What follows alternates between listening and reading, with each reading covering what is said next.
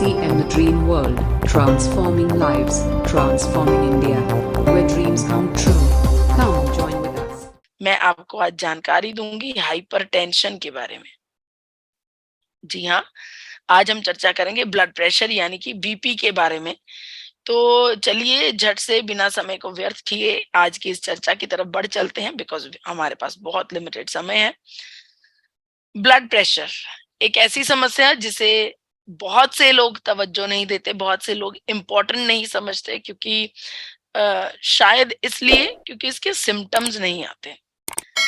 लेकिन अगर आंकड़ों की बात करूं तो भारत में हर 8 में से 3 लोगों को ब्लड प्रेशर की समस्या है। ब्लड प्रेशर होता क्या है? जब हमारे शरीर में रक्त के प्रवाह के प्रेशर को, किसी भी तरह का जब कुछ लिक्विड तेजी से गुजरता है तो उसमें एक प्रेशर मेंटेन हो जाता है। जब हमारे शरीर में दौड़ते हुए रक्त के प्रेशर को मेंटेन किया जाता है तो वो ब्लड प्रेशर कहलाता है। आपको बताना चाहती हूँ कि आजकल के दौर में ब्लड प्रेशर को मेंटेन करने के लिए बहुत सारी दवाइयां भी उपलब्ध हो चुकी हैं, जिनका उपयोग हम सब लोग करते हैं।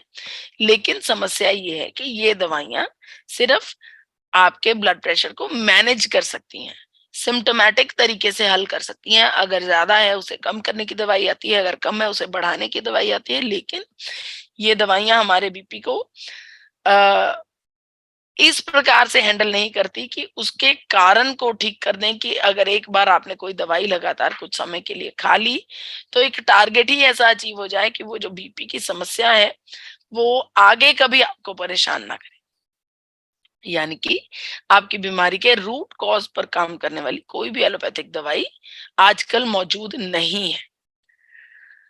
अब ब्लड प्रेशर को 2 हिस्सों में बांटा गया है, सिस्टोलिक और डायासिस्टोलिक। जो सिस्टोलिक ब्लड प्रेशर है वो 120 और डायासिस्टोलिक 80, ये मात्रा हमारे जीवन में आम मात्रा बताई जाती है, जिसमें कि ये बताया जाता है कि अगर 120/80 आपका बीपी है तो ये नॉर्मल है।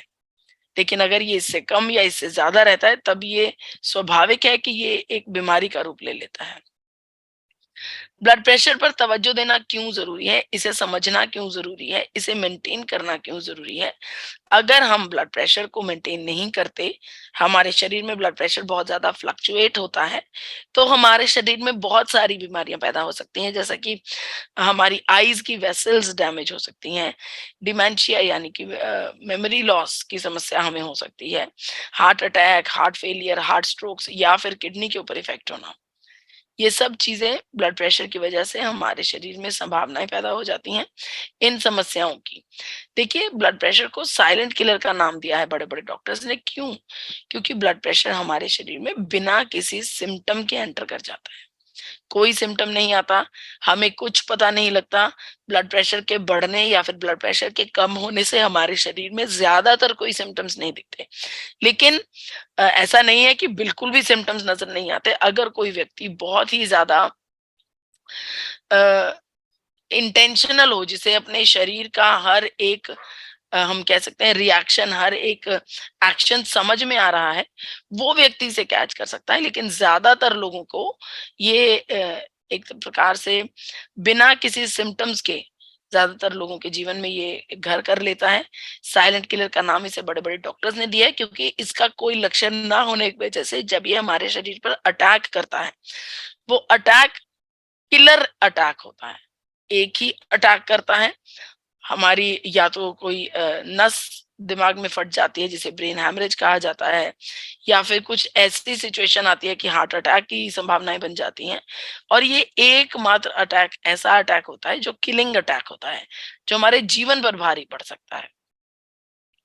जैसा कि मैं आपको ऑलरेडी बता चुकी हूँ कि सिस्टोलिक और डायसिस्टोलिक 2 प्रकार के ब्लड प्रेशर्स होते हैं। अब इसके सिम्टम्स क्या है? हालांकि ये सिम्टम्स के बिना हमारे जीवन में आता है, लेकिन मैंने आपको बताया अगर आप बहुत ज्यादा सेंसिटिव हैं तो आप इसके सिम्टम्स को पकड़ सकते हैं। सिम्टम्स क्या है? लगातार रहने वाला सर दर्द, रोजमर्रा के कामों में थकावट अगर होने लगे तो इसका मतलब आपको कहीं ना कहीं आपका ब्लड प्रेशर जो है वो फ्लक्चुएट कर रहा है। सीने में दर्द की शिकायत होना भी ब्लड प्रेशर का एक सिम्टम है। सांस लेने में डिफिकल्टी होनी, यानी कि सांस को खींच कर लेना पड़ रहा है, सांस आराम से इजीली हमें सांस नहीं आ रहा, हमें सांस लेने के लिए मेहनत करनी पड़ रही है।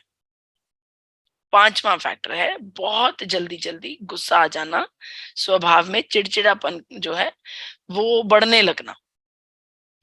देखिए कई बार ब्लड प्रेशर की जांच के समय हमें पता ही नहीं होता कि हमारे शरीर में ब्लड प्रेशर बहुत ज्यादा है। हम नॉर्मल जांच करवाने डॉक्टर के पास जाते हैं और वहां जाकर पता चलता है कि बीपी जो है वो बहुत ज्यादा बढ़ा हुआ है। ये बहुत ही ज्यादा गंभीर परिणाम लेकर आ सकता है। अब अगर कुछ ऐसे फैक्टर्स की बात करूं जिन फैक्टर्स की वजह से ब्लड प्रेशर की समस्याएं होती हैं, तो आपको ये चीज नोट कर लेनी चाहिए कि हमारे जीवन में जब हम सिगरेट का सेवन करते हैं, सिगरेट बहुत ज्यादा पीते हैं, तब डेफिनेटली ब्लड प्रेशर राइज हो जाता है, क्योंकि सिगरेट के अंदर निकोटीन होती है। निकोटीन की वजह से हमारा बीपी बहुत ज्यादा बढ़ जाता है और हमारे हृदय को बहुत जोर जोर से पंपिंग करनी पड़ती है। दूसरा फैक्टर है ओबेसिटी होना, यानी कि बहुत ज्यादा मोटा होना। जब हम जरूरत से ज्यादा मोटे होते हैं तब भी हमारा ब्लड प्रेशर फ्लक्चुएट करता है।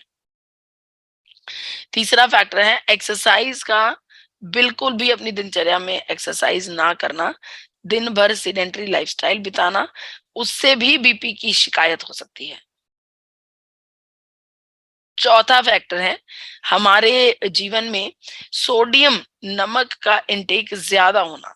आपके आसपास बहुत से लोग आपने देखे होंगे जो नमक और मिर्च बहुत तेज खाते हैं। आपने ये भी देखा होगा कि जो लोग नमक और मिर्च बहुत तेज खाते हैं, उनके स्वभाव में भी थोड़ा झगड़ालूपन आ जाता है, थोड़ा चिड़चिड़ापन आ जाता है। क्यों? क्योंकि ज्यादा नमक खाने की वजह से ब्लड प्रेशर राइज होने लगता है, और जब ब्लड प्रेशर ज्यादा समय तक राइज रहता है तो ये एक बीमारी बन जाती है, ये एक समस्या बन जाती है। इसके अलावा अगर मैं बात करूं फैमिली हिस्ट्री की, ब्लड प्रेशर में अगर आपके परिवार में कोई ऐसा व्यक्ति है जिसे 60 साल की उम्र से पहले ब्लड प्रेशर की शिकायत हो गई है 60 वर्ष की उम्र से पहले, तो बहुत ज्यादा पॉसिबिलिटी है कि आपको भी ये बीमारी एक प्रकार से हेरिडिटी में मिल सकती है। छठा फैक्टर है स्ट्रेस होना। जब बहुत ज्यादा चिंता करते हैं, बहुत ज्यादा सोचते हैं, टेंशन लेते हैं, तब भी ब्लड प्रेशर फ्लक्चुएट होता है। हम अपने जीवन में ब्लड प्रेशर की समस्या से बचने के लिए अगर शुरुआती दौर में कुछ कदम उठाएं तो डेफिनेटली इस समस्या को कंट्रोल किया जा सकता है, डाइटरी मॉडिफिकेशंस के द्वारा, लाइफस्टाइल चेंजेस के द्वारा, नेचुरल तरीकों के द्वारा। जी हाँ, माँ प्रकृति की मदद के द्वारा अगर हम अपने भोजन में बहुत ज्यादा फ्रूट्स और वेजिटेबल्स का उपयोग करना शुरू कर दें, ताजी और कच्ची सब्जियों का उपयोग करना शुरू कर दें, तो डेफिनेटली ब्लड प्रेशर जो है वो रेगुलेट किया जा सकता है। इसके अलावा अगर हम अपने जीवन में एक्सरसाइज रेगुलरली करने लगे, जिसमें दिन भर में कम से कम 30 मिनट से लेकर 1 घंटे तक की एक्सरसाइज काउंट होती है, तब भी आपका ब्लड प्रेशर जो है वो रेगुलर रहता है, वो नॉर्मल रहता है। खाने पीने की आदतों की अगर मैं चर्चा करूं, तो आप अगर अपने जीवन में फास्ट फूड का सेवन बहुत ज्यादा करते हैं, प्रोसेस्ड फूड का सेवन बहुत ज्यादा करते हैं, तो बहुत ज्यादा संभावनाएं हैं कि आपका ब्लड प्रेशर जो है वो राइज कर जाएगा, उसमें समस्या आ जाएगी। तो हमें इन सभी चीजों को अवॉइड करना है। अगली बात, अगर हम रेगुलरली अपने ब्लड प्रेशर की जांच करवाते हैं, तो हम इस सिचुएशन को शुरुआती दौर पर पकड़ सकते हैं। इससे पहले कि ये ब्लड प्रेशर हमारे शरीर के ऊपर एक साइलेंट अटैक करे, उस अटैक से पहले इसे पकड़ा जा सकता है।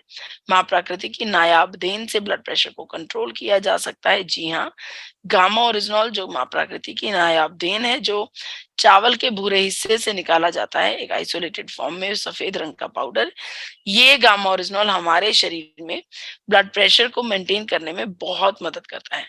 बड़े बड़े डॉक्टर्स गामा ओरिजिनॉल को लेने की सलाह देते हैं अपने ब्लड प्रेशर को रेगुलेट करने के लिए।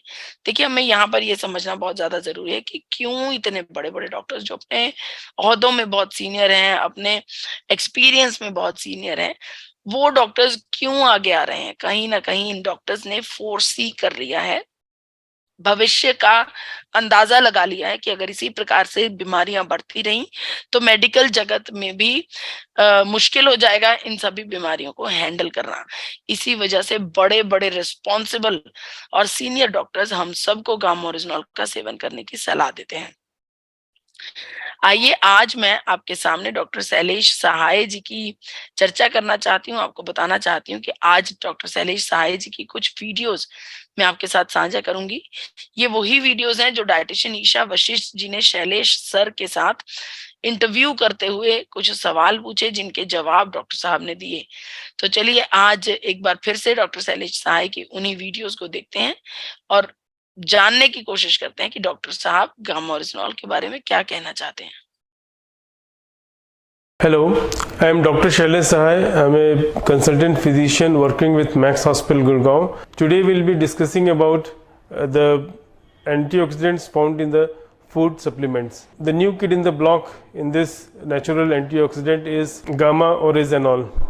Gamma oryzanol has been news in recent times because of its positive reports that it causes to decrease the lipid levels, increase the athlete performance, used in menopausal symptoms, used for atopic dermatitis, useful in some cancers like prostate cancers and other carcinogenic जी, तो आप सबने conditions. सुना कि gamma oryzanol हमारे शरीर में बहुत सारे कामों में मदद करता है। प्रोस्टेट कैंसर को कंट्रोल कर सकता है, हमारे ब्लड प्रेशर को कंट्रोल कर सकता है, हमारे कोलेस्ट्रॉल लेवल्स को कंट्रोल कर सकता है।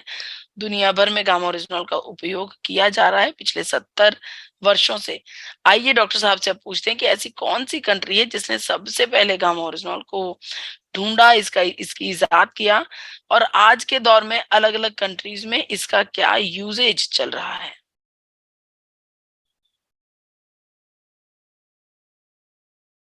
And it has been used in Japan since last 40-45 years. In Japan, it is mainly used to lower the triglyceride levels, lower the LDL levels, to alleviate the menopausal symptoms, to relieve anxiety, and to some extent for some atopic dermatitis, that is eczema, when it is applied locally. In US, it is mainly used in to improve the health performance or athlete performance or muscle performance, used mainly by young population.